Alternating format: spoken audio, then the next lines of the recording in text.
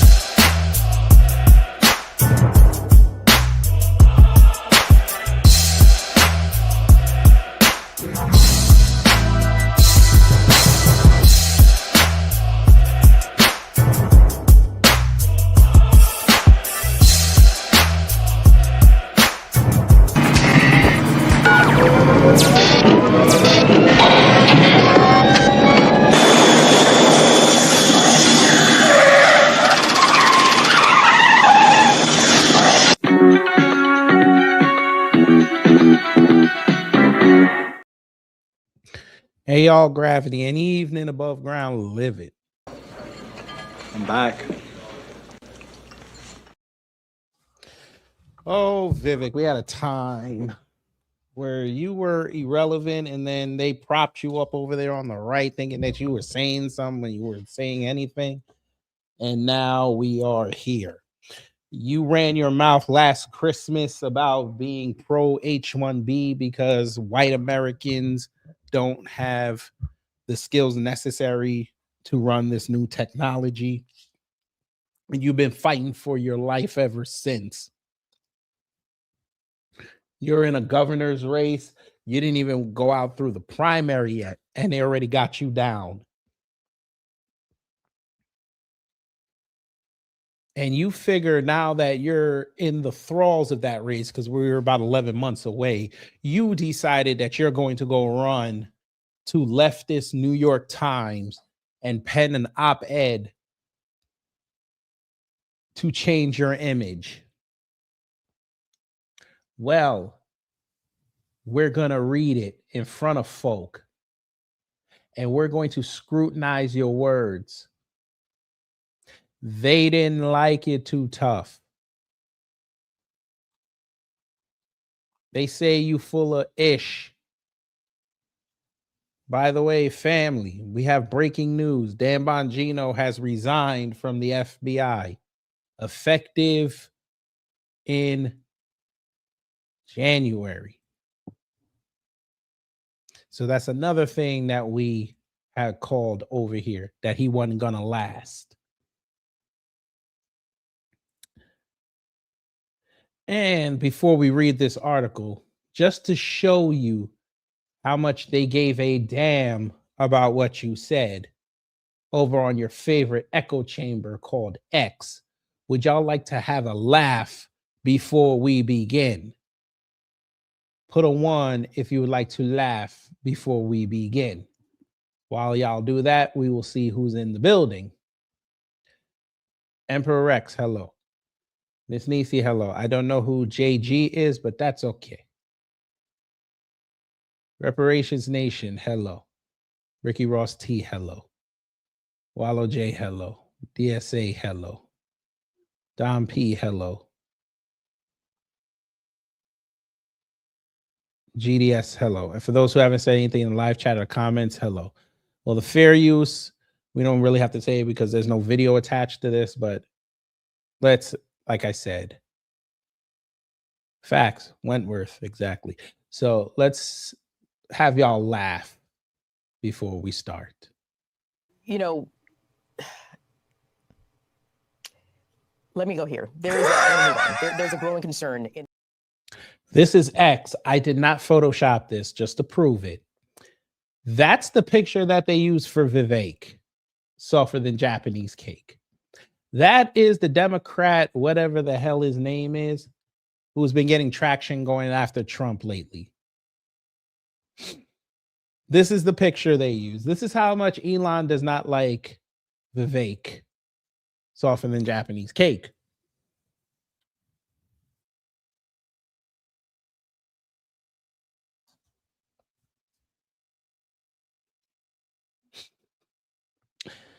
By the way, there was a tweet that he wrote. We're not going to give you context on it yet because I want to read this op-ed that he wrote. So we're on the New York Times website. And being on the New York Times website, we're sitting here saying to ourselves, Vivek, softer than Japanese cake. Why would you run to a leftist newspaper to pen your thoughts on how you've been perceived the last year? And y'all see the title. It is called, What is an American? Well, sir, you obviously don't know what it was based on what you said last year.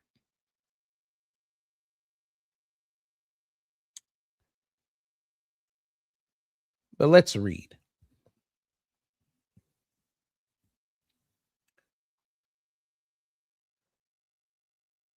There are two competing. You know what? I want to save my voice for later tonight when Trump goes in front of the nation. So we're going to use the AI. That's what we'll do. Get to work! What is an American? This article is by Vivek Ramaswamy and read by an automated voice. There are two competing visions now emerging on the American right, and they are incompatible. One vision of American identity is based on lineage, blood, and soil. Inherited attributes matter most. The purest form of an American is a so-called heritage American, one whose ancestry traces back to the founding of the United States or earlier. Well, there's that. He actually indirectly acknowledged Black Americans, the indigenous people. Let's see where this goes. This view is now popularized by the Groyper right, a rapidly ascendant online movement that argues for the creation of a white-centric identity. This is a predictable response, one that I anticipated in my 2022 book, Nation of Victims, to anti-white discrimination over the last half-decade, and it is no longer just a fringe viewpoint. The alternative and, in my view, correct vision of American identity is based on ideals. Americanness isn't a scalar quality that varies based on your ancestry. It's binary. Either you're an American or you're not. You are an American if you believe in the rule of law, in freedom of conscience and freedom of expression, in colorblind meritocracy, in the U.S. Constitution, in the American dream, and if you are a citizen who swears exclusive allegiance to our nation. Okay, sir.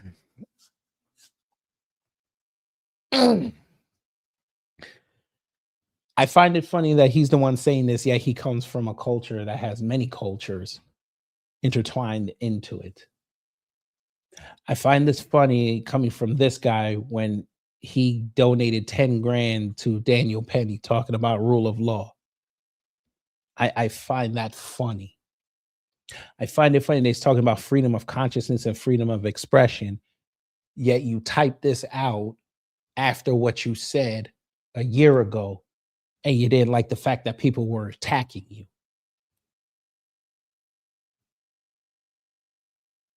I love how he's the one talking about colorblind meritocracy when they literally started bringing up the fact that you did not earn what you got in life through merit. I like how he wants to talk about colorblind, but he's consistently brought up Black Americans. He wants to have discussions about reparations.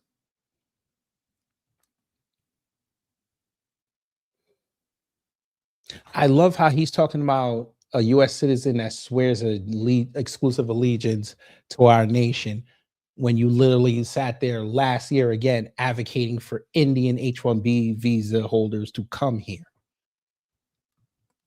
Which you know, like your father, would not swear allegiance to America.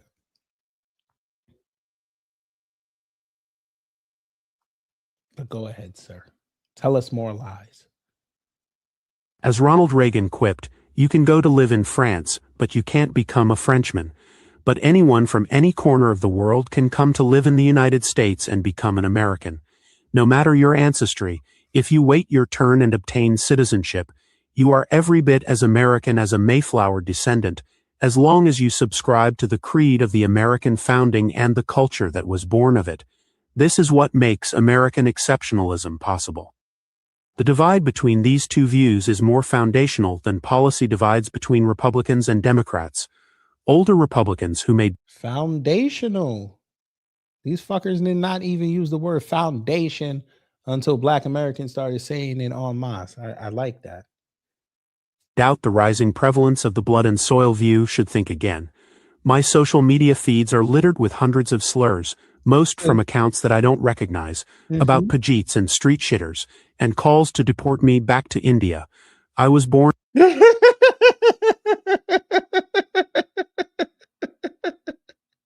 Yo, fuck nuts! I'm sorry, family. We're gonna have to do it.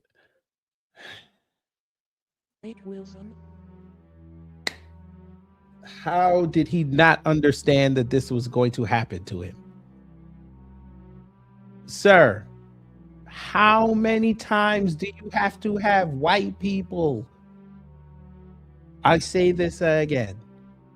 How many times do you have to have white people to beat drops now?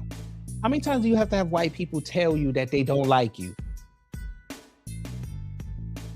How many times do we have to keep bringing up the fact that Ann Coulter, aka Skeletor, disrespected you on your own YouTube channel before y'all even had a conversation?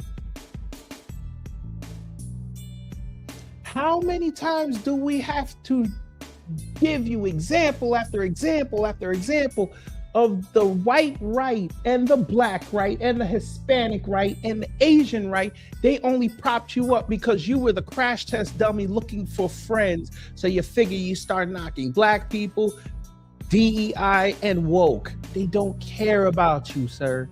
You're a flunky. You are a former liberal who got their start putting up some business online that's supposed to be a directory for online businesses in 2007, got profiled by the State Department in 2011. I have the proof on my channel for those who are going to tell me I'm lying.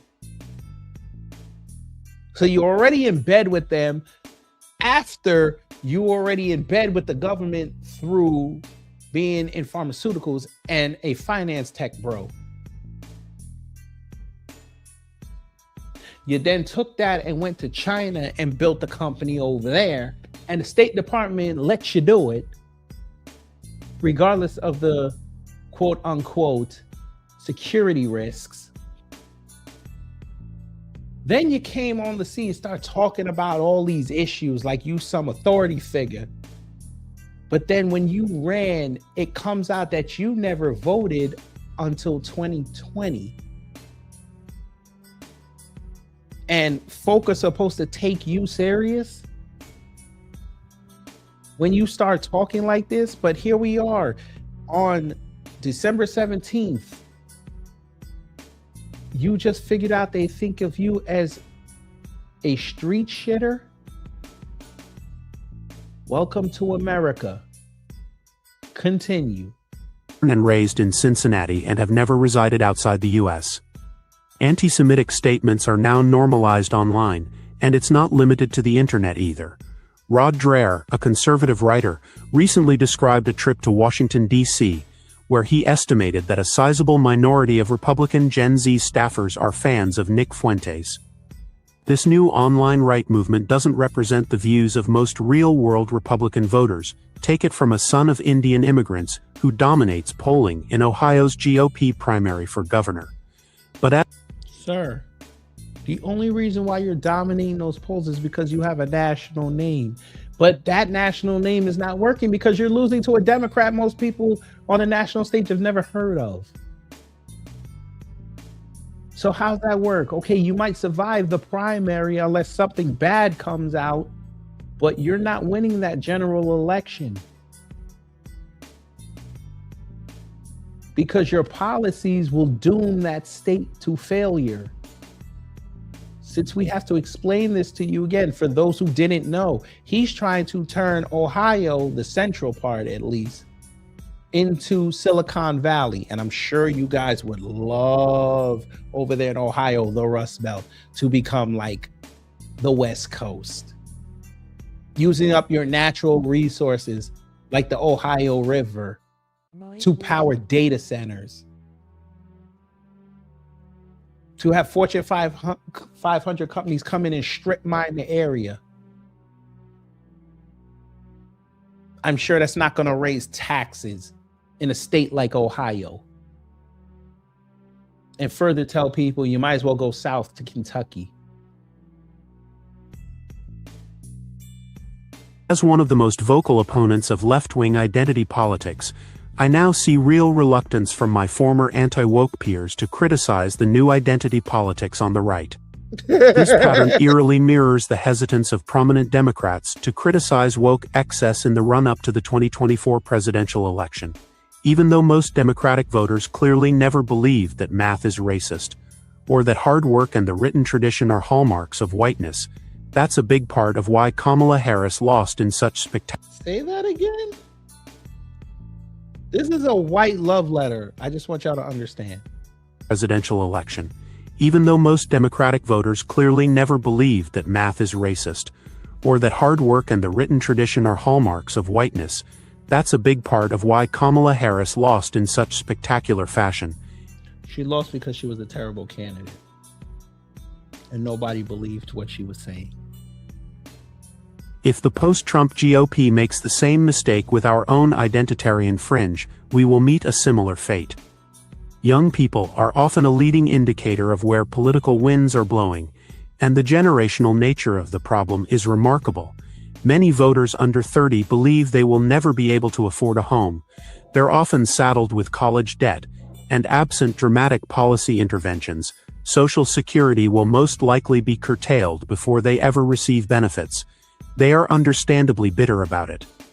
Their rising sense of economic insecurity conspires with pent-up psychosocial angst.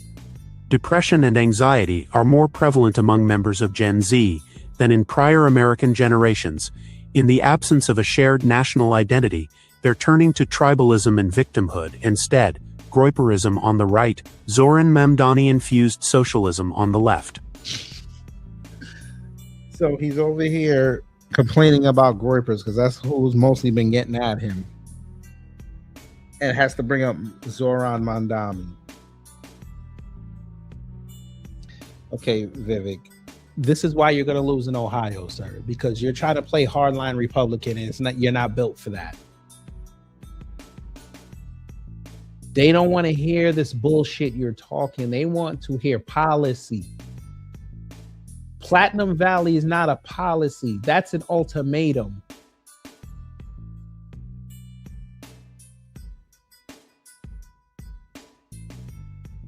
I'm going to say that again.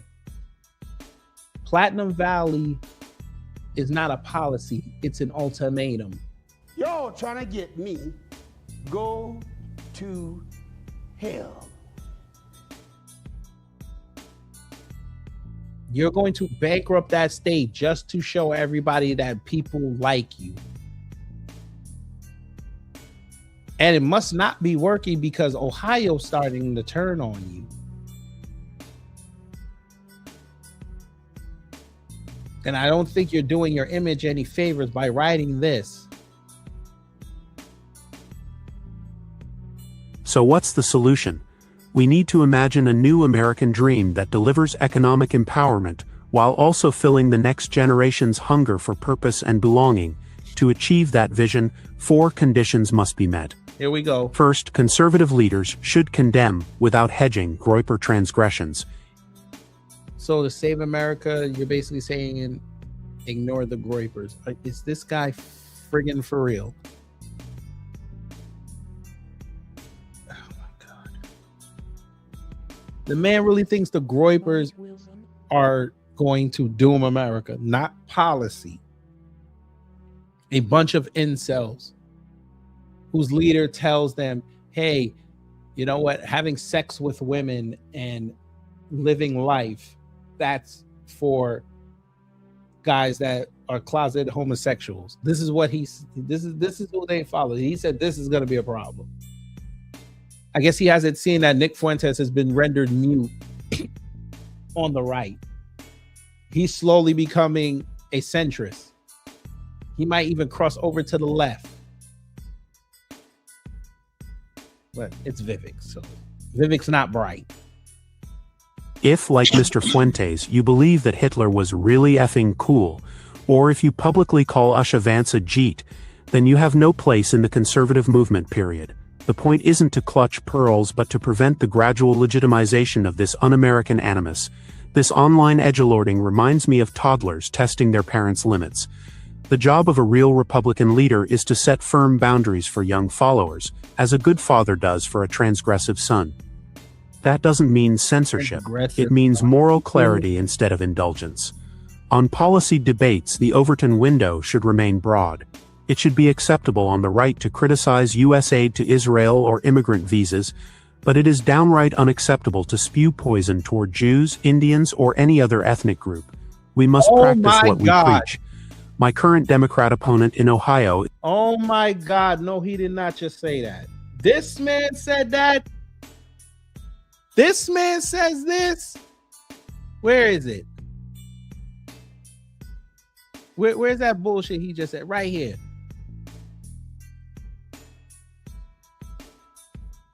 You said that because they gave you that work, but you sat here and disrespected ethnic groups like Black Americans, inserting yourself in conversations and bringing up our issues, knowing that you had your stance on it. That was counterproductive.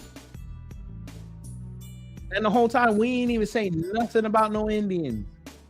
We weren't even checking for you or your people. Now, all of a sudden, you ran your mouth, and now people got opinions on your people that they were going to keep dormant.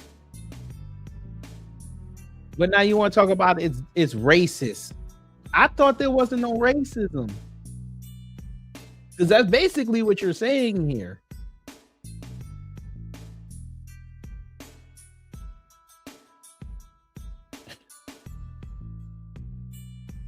Jesus, this guy's great. Is a Jewish woman, and while I criticize her policy record unsparingly, I will be her most vocal defender against anti-Semitic attacks from left or right. Second, reduce costs of living. States can deliver quick wins. Drive down home prices by eliminating local land use restrictions to increase housing supply. Reduce property tax burdens by making bloated local governments more efficient. Reduce electric bills by speeding up permitting timelines for new power plants and natural gas extraction. Democrats gave a mixed reception to Ezra Klein and Derek Thompson's case for abundance. But if they shed... Okay, let's talk about that. This fucking guy, man. And he wants to run a fucking state, and he doesn't even know what's going on. Okay, Vivek, let me help you. Drive down home prices by eliminating local land use restrictions to increase housing supply. You think making more houses is going to bring down the cost, sir? How fast do you think you're going to build up houses, sir? So y'all just going to just build shit. We don't know if it's structurally sound or not. Lanier is right now getting killed because a couple of their houses are starting to fall apart in these developments. Supply is not going to change the price, sir. Maybe you need to know this. I know this sounds weird to somebody who likes economics, but they figured out the game. Just like with the oil prices, they have an oversupply, but these prices aren't going down.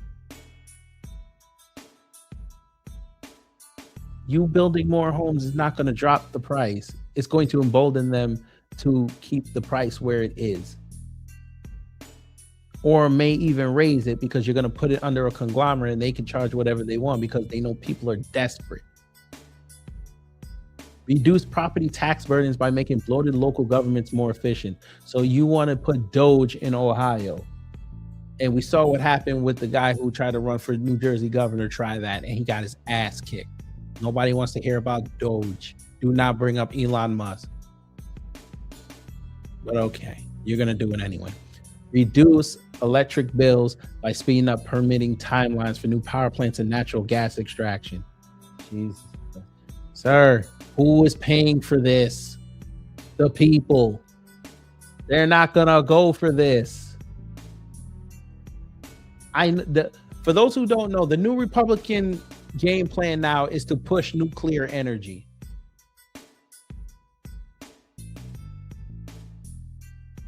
I'm going to say that again because you're going to start hearing this starting next year. The push for nuclear power again.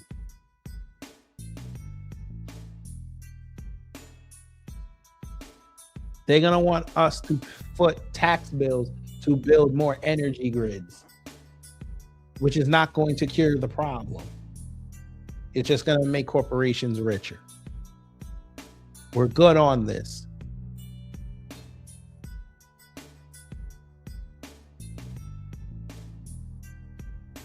But he wants to run a state budget. Okay. The left-coded delivery of their ideas, a future GOP could easily welcome many of them. Third, create broad-based participation in wealth generation from stock market gains. In the AI era, it's conceivable to envision a future with stock market outperformance even in the face of stagnating wages and job losses. So what you just heard from Vivek is fake money. Sir, AI's bubble is about to burst. You can't rely on that money. And then what do you do when you invest all your money in AI and it bursts and everybody's losing that? So you're gonna have a depression just like that. That makes no sense. For you to help the economy, you have to let people diversify their money. You guys are trying, they're pulling the 15-minute city bullshit. They want all the money concentrated in one area. I ain't even gonna use the AI no more. Let's see. A future with stock market outperformance even in the face of stagnating wages and job losses. So I'm supposed to rely every week that I can go feed my family and take care of my bills off the stock market. So I'm not even going to be able to get into the good stocks where I know I can turn at least somewhat of a profit because everybody that has more money than me is going to be in there already. Not to mention that they're going to have to put more stock in there and it's going to devalue it. So you basically want to pull a crypto scam with the stock market. Damn, y'all. The script is beautiful. Shared equity offers a practical solution. Shared equity. Jesus Christ. Because I'm sure people like with their houses, I'm sure they'd be open to sharing their equity with their neighbors. Yeah. Okay. Now, here we go. Now, this here, he talking about like with that Trump thing that they're doing with those Trump bank accounts. Now this again, him grifting off America First. If every kid legally born in the United States receives an American dream birthright in the form of 10 grand invested in S&P 500, every young American would become a millionaire by age 60. Assuming a modest 8% annual return, which falls below historic 5, 10, 20, and 40-year averages. That's the mathematical magic of compounding. You're assuming the stock market will be healthy every year.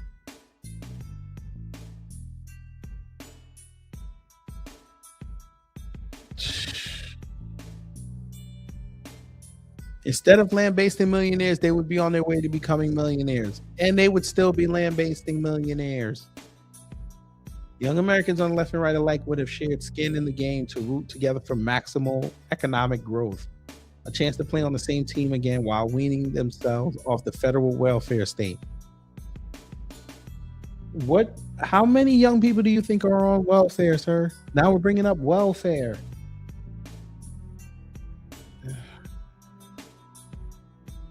The recent enacted Trump accounts are an early positive step in this direction. If the program expands in the future, it could gradually replace certain other federal entitlements instead of simply adding to them. Fourth, provide America the shared national project we badly need. America has a greater purpose in the world than what we have embodied thus far in the 21st century. Americans of all stripes long to be reminded of it through a modern-day equivalent of the Apollo mission. Perhaps it's establishing a base on the moon to achieve nuclear fission in a way that powers the creation of artificial intelligence without negative externalities and constraints on Earth. So we're going to Wi-Fi nuclear power, sir.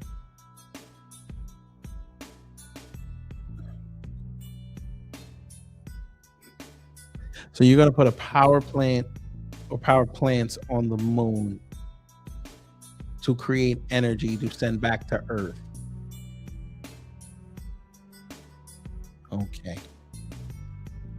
Perhaps it's something else of similar scale and ambition. Such a project could serve as a much needed catalyst to revive high quality math and science education in America by elevating standards in public school, expanding educational choice, and much more. So we're supposed to use the space program to highlight science and math when we could just do it every day in our homes. I'm supposed to pay taxes for that. Because you're going to ask for federal money to push this.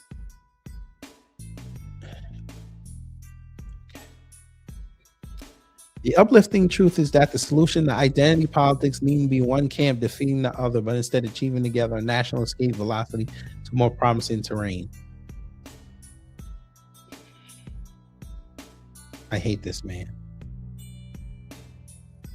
I really hate this man.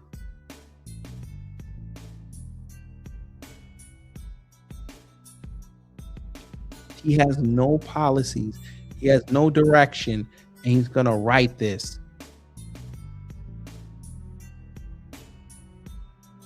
What if that power plant goes off and they got to go float to go try to stop it, and the motherfucker melts down? Now what? You're going to have radioactive material on the surface of the moon.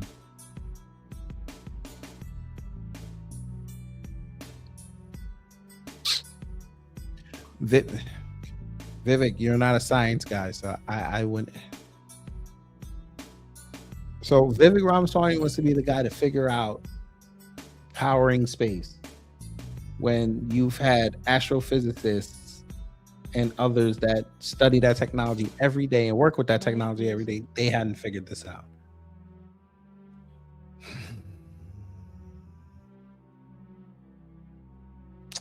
Okay. Go ahead, Vivek. All right.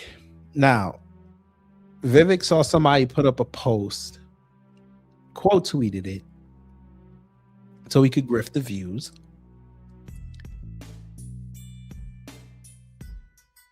America is a commitment, not an ethnicity, but y'all crying that white people are being replaced, and this is a white country. Oh, okay.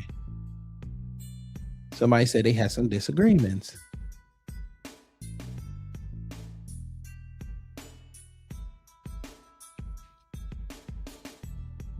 You talking about inclusion and all that. I've seen many non-white conservatives denounce the rise. Denounce the rise of groypers, non-white. So you're telling us the white conservatives aren't saying anything?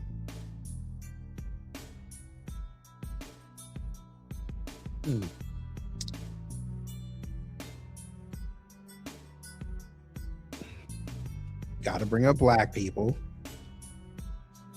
So you don't believe in those things, but still have U.S. citizenship. It gets revoked.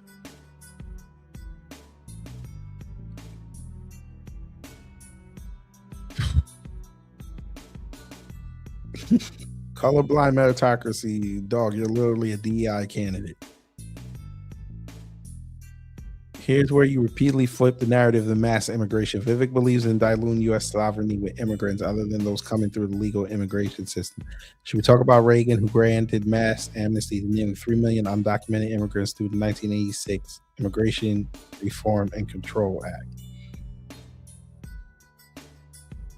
Vivek wants to grant amnesty to millions of undocumented Ohioans and will use his power as government to do just that. Ohio will be the next Minnesota or worse.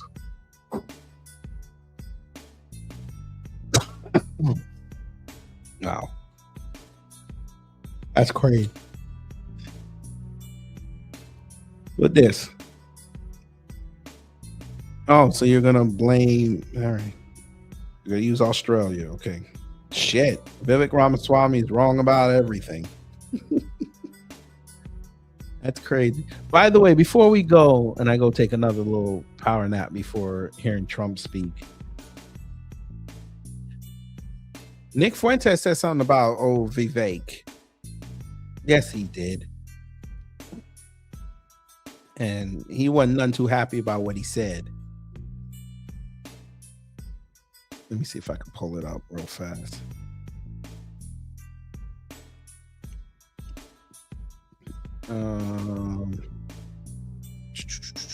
Where is it? Here it goes. No, that's not it. Where the hell is that video? Damn it. I knew I should have bookmarked it.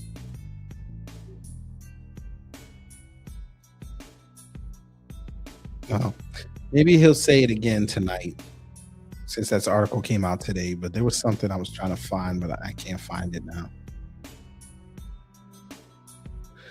Anyway, y'all, I'm gonna go take a power nap, and then we're gonna go wait for Trump to address the nation. And like I said, we'll be in purple mode. And there's rumors abound that he is going to lie about the he's either going to lie about the economy, especially now that that inflation report is going to come out tomorrow morning, and there is also reports that he's probably going to declare war on Venezuela. And if that happens, boy, MAGA got a lot. They're going to be spinning all night. But so hopefully you learned something. If you did, I done my job. If not, I try to be better next time. I might be back at 8 o'clock. I'm not sure when this thing is supposed to start. I can't find anything reliable saying what time it is. I've seen 8:30. I've seen 9 o'clock. So we'll see. But you'll know when you see me go live. Anyway, y'all take care, stay safe, get something to eat, stay warm, and you know what to do when the agents of chaos come to mess up your existence.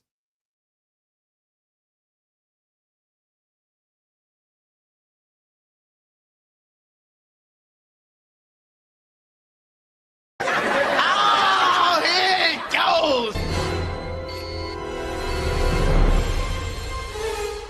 Time's up. Get your ass up! We gotta get out of here now! Oh. Did we have a good time here? Hello? Gotta get your groove on.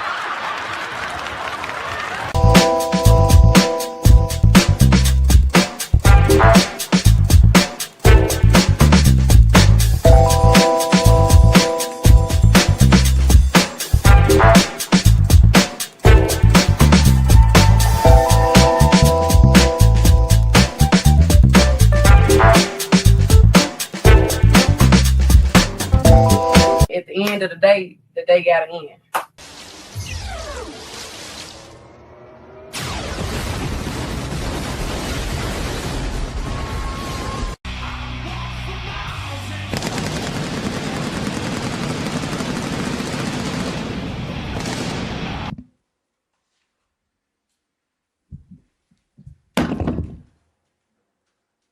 That's it.